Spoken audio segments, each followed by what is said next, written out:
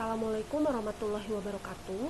Kali ini Ibu akan menjelaskan materi mengenai pendirian dan kerahasiaan bank. Kompetensi dasar 3.2 memahami persyaratan dan pendirian bentuk badan hukum bank. 4.2 melakukan identifikasi persyaratan pendirian bentuk badan hukum bank. Tujuan pembelajaran yang pertama menjelaskan persyaratan pendirian bank, 2 menjelaskan bentuk hukum bank, 3 menjelaskan kerahasiaan bank, 4 menjelaskan sanksi pelanggaran kerahasiaan bank, 5 menerapkan kerahasiaan bank. Persyaratan pendirian bank. Pendirian perusahaan dalam bentuk apapun harus memerlukan izin terlebih dahulu dari pihak terkait. Nah, termasuk saat pendirian sebuah bank, seperti yang sudah kita pelajari sebelumnya, bahwa bank merupakan sebuah lembaga keuangan yang berfungsi sebagai perantara dalam menghimpun dana dari masyarakat yang memiliki kelebihan dana, kemudian menyalurkannya kembali kepada masyarakat yang memerlukan dana dalam bentuk pinjaman, kredit, dan dalam bentuk lainnya. Nah, sebelum sebuah bank menjalankan usahanya, bank harus memerlukan persetujuan dari Bank Sentral, yaitu Bank Indonesia. Persetujuan tersebut mencakup pendirian bank dan pembukaan cabang baru. Nah, untuk mendapat persetujuan dari Bank Indonesia, bank harus memenuhi persyaratan yang telah ditetapkan. Kemudian, Bank Indonesia akan mempelajari permohonan tersebut sebagai bahan pertimbangan dalam pengambilan keputusan. Menurut Peraturan Bank Indonesia Nomor 13/27/, Peraturan Bank Indonesia (2011) tentang Bank Umum, bahwa ketentuan bagi pendirian bank umum dilakukan dalam 2 tahap, yaitu yang pertama, persetujuan prinsip, dan yang kedua, izin usaha. Izin prinsip merupakan persetujuan yang diberikan untuk melakukan persiapan pendirian bank. Untuk memperoleh persetujuan prinsip, calon pemilik mengajukan kepada Bank Indonesia yang memuat 1. Rancangan akta pendirian badan hukum, termasuk anggaran dasar atau anggaran rumah tangga yang memuat: pertama, nama dan tempat kedudukan; 2. Kegiatan usaha sebagai bank; 3. Permodalan; 4. Wewenang, tanggung jawab, dan masa jabatan komisaris dan direksi. 2. Daftar kepemilikan.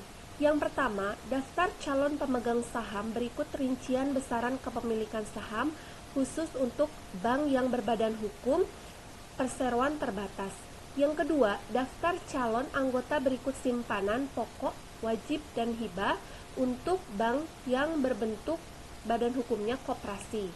3. Rencana organisasi. 4. Rencana kerja tahun pertama yang meliputi 1. Analisis terhadap peluang pasar dan potensi ekonomi. 2. Rencana kegiatan usaha, penghimpunan dan penyaluran dana bank, serta langkah-langkahnya untuk mewujudkan rencana tersebut. 3. Rencana kebutuhan pegawai. 4. Proyeksi arus kas selama 12 bulan atau 1 tahun, neraca dan perhitungan laba ruginya. 5. Bukti setoran modal minimal 30% dari modal disetor dalam bentuk biliet giro Bank Indonesia. Di antaranya, modal disetor untuk bank umum sebesar 3 triliun, modal disetor untuk BPRS 2 miliar untuk wilayah Jabodetabek, 1 miliar untuk ibu kota provinsi, 500 juta untuk kota dan kabupaten di luar keduanya. Kemudian yang keenam, surat pernyataan dari calon pemilik bahwa modal tersebut, yang pertama, tidak berasal dan pinjaman atau fasilitas pembiayaan. Kemudian yang kedua, tidak berasal dan untuk pencucian uang. 7. Persetujuan selambat-lambatnya akan diberikan selama 60 hari setelah dokumen permohonan diterima oleh Bank Indonesia. Kemudian, Bank Indonesia wajib melakukan yang pertama, penelitian atas kelengkapan dan kebenaran dokumen. 2. Wawancara terhadap calon pemilik, komisaris, dan direksi. 3. Analisis yang meliputi 1. Analisis tingkat persaingan yang sehat antar bank. 2. Tingkat kejenuhan bank. 3. Kondisi ekonomi atau pemerataan. 4. Pernyataan pemilik. Selanjutnya yang ke-8, persetujuan prinsip tersebut berlaku selama 360 hari. Yang kedua, izin usaha. Nah, izin usaha ini merupakan izin yang diberikan untuk melakukan kegiatan usaha bank setelah persiapan pendirian bank selesai dilakukan. Izin usaha ini diajukan kepada Bank Indonesia dengan melampirkan yang pertama, akta pendirian badan hukum, termasuk anggaran dasar atau anggaran rumah tangga yang telah disahkan instansi berwenang. 2. Data kepemilikan berupa daftar pemegang saham atau daftar anggota. 3. Daftar susunan komisaris dan direksi. 4. Susunan organisasi serta sistem dan prosedur kerja serta personalia. 5. Bukti pelunasan modal di store minimum. 6. Bukti kesiapan operasional yang terdiri dari 1. Daftar aktiva tetap dan inventaris. 2. Bukti kepemilikan, penguasaan dan sewa kantor. 3. Foto gedung dan tata letak ruangan. 4. Contoh formulir atau warkat yang akan digunakan untuk operasional bank. 5. Nomor pokok wajib pajak atau NPWP dan tanda daftar perusahaan. 7. Surat pernyataan dari pemilik bank bahwa pelunasan modal di setor yang pertama tidak berasal dari pinjaman atau fasilitas pembiayaan. 2. Tidak berasal dan untuk pencucian uang. 8. Surat pernyataan tidak merangkap jabatan melebihi ketentuan bagi anggota komisaris. 9. Surat pernyataan tidak merangkap jabatan bagi anggota direksi. 10. Surat pernyataan dari anggota komisaris dan direksi bahwa yang bersangkutan tidak memiliki hubungan kekeluargaan. 11. Surat pernyataan dari anggota direksi bahwa yang bersangkutan baik secara sendiri ataupun bersama-sama tidak memiliki saham melebihi 25% dari jumlah modal di store pada suatu perusahaan lain. 12. Persetujuan atau penolakan izin usaha diberikan selambat-lambatnya 60 hari setelah dokumen permohonan diterima secara lengkap. 13. Bank yang telah mendapat izin usaha dari Direksi Bank Indonesia wajib melaksanakan kegiatan usahanya selambat-lambatnya 60 hari terhitung sejak tanggal izin usaha dikeluarkan. 14. Laporan kegiatan usaha wajib disampaikan oleh Direksi Bank kepada Bank Indonesia selambat-lambatnya 10 hari sejak tanggal dimulainya kegiatan operasional. Selanjutnya, Dewan Komisaris dan Dewan Direksi. Persyaratannya yang pertama, tidak termasuk daftar hitam Bank Indonesia. Yang dimaksud dengan daftar hitam Bank Indonesia atau blacklist adalah daftar nama para nasabah individu atau badan hukum, bahkan perusahaan yang terkena sanksi dari bank karena dia telah melakukan beberapa tindakan tertentu yang bisa merugikan pihak bank. Menurut Otoritas Jasa Keuangan, contoh dari blacklist ini adalah individu atau perusahaan yang telah melakukan penarikan dana berupa cek kosong. Nah, Bank Indonesia akan melakukan blacklist kepada nasabah yang melakukan penarikan cek kosong. Kemudian nama mereka akan terekam dalam sebuah daftar hitam nasional atau disingkat DHN. Jika nama kita tercantum di dalamnya, maka akan terkena sanksi penutupan rekening bahkan sampai bisa dituntut tindakan pidana. Kemudian yang kedua, memiliki kemampuan melaksanakan tugas. Yang ketiga, memiliki integritas yang terdiri dari yang pertama akhlak dan moral, 2. Komitmen, 3. Disiplin, 4. Layak dan wajar. Kemudian, bank yang sebagian sahamnya dimiliki asing boleh menempatkan warga negara asing sebagai anggota komisaris dan anggota direksi. 3. Jumlah anggota komisaris kurang-kurangnya 2 orang dan wajib memiliki pengetahuan dan atau pengalaman di bidang perbankan. 4. Anggota Dewan Komisaris hanya dapat merangkap jabatan sebagai anggota komisaris sebanyak-banyaknya satu bank lain atau BPR.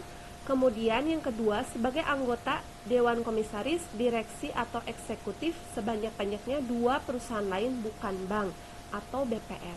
Kemudian yang kelima, mayoritas anggota komisaris dilarang memiliki hubungan keluarga.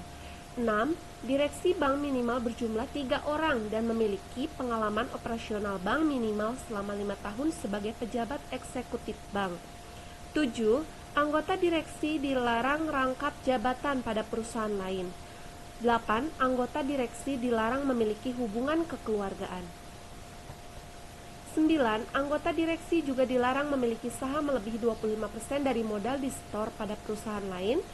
10. Direksi bank dilarang memberikan tugas kepada pihak lain yang mengakibatkan pengalihan tugas dan wewenang tanpa batas.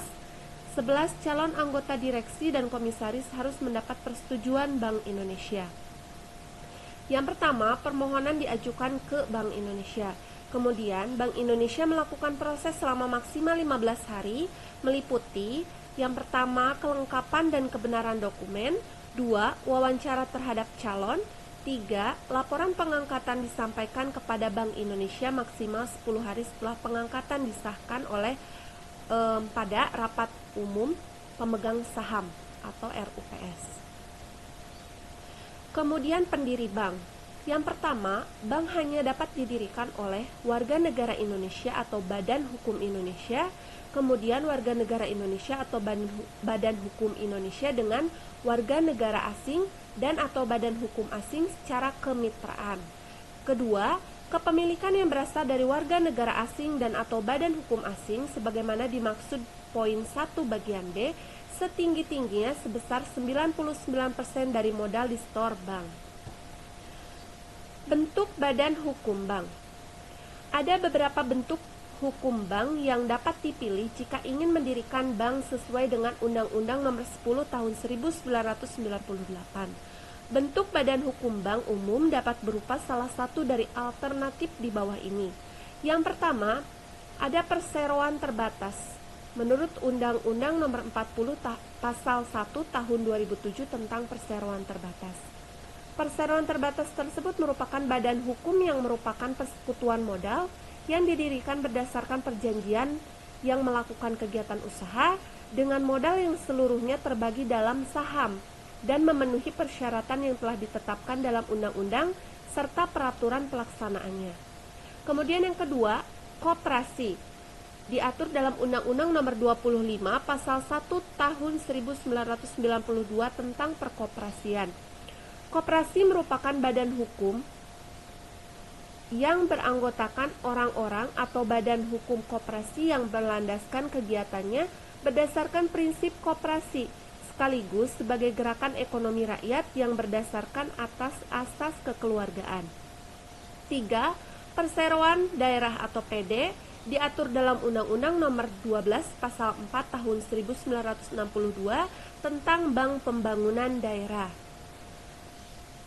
Nah, ini merupakan badan hukum yang diperoleh dengan berlakunya peraturan pendiriannya. Bank ini didirikan dengan maksud khusus untuk menyediakan pembiayaan bagi pelaksanaan usaha-usaha pembangunan daerah dalam rangka pelaksanaan pembangunan nasional.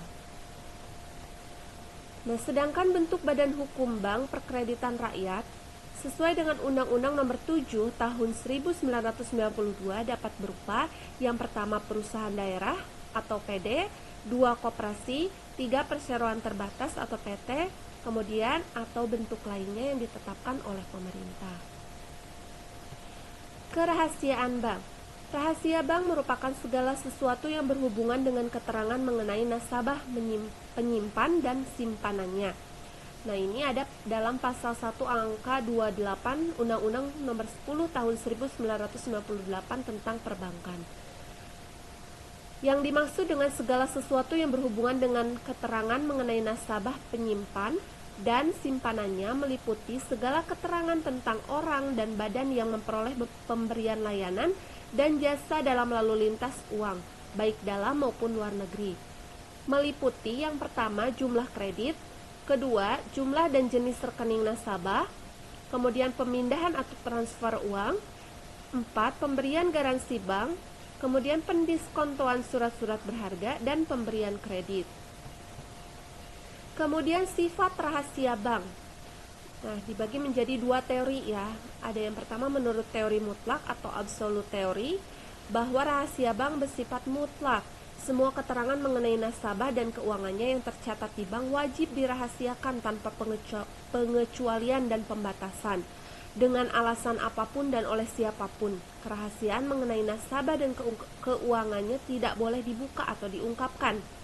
Apabila terjadi pelanggaran terhadap kerahasiaan tersebut, bank yang bersangkutan harus bertanggung jawab atas segala akibat yang ditimbulkannya.